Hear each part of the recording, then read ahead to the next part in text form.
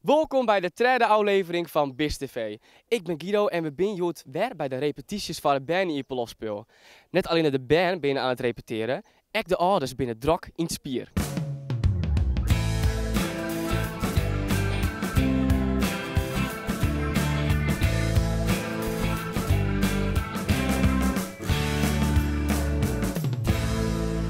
Straks gaan we voor de eerste keer naar de tuintuin met de band.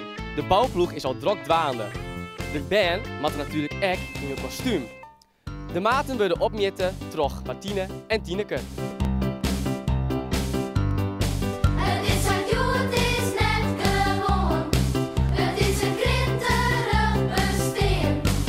Maar waar, je hebt geen kaart. Van naar de winkel met het geen.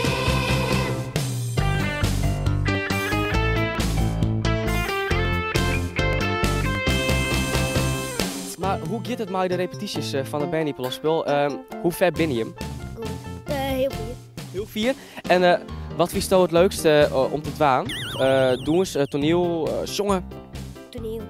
Toneel. En lukt het een beetje maar die tekst uit te holen leren? Want dat lijkt mij altijd zo moeilijk.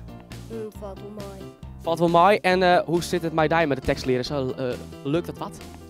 Het gaat wel. Ik bedoel, ik ben hoken, maar ik mag natuurlijk wel heel veel leren, maar ik ben bezig. Ridders en schweuren, koningen en draken, ik hadden wie de buik van vol. Grutte snoeken, bekken, voelen me de kakken. Ziek je maar een oor, ziek je maar een oor, ziek je maar een oor van mij al.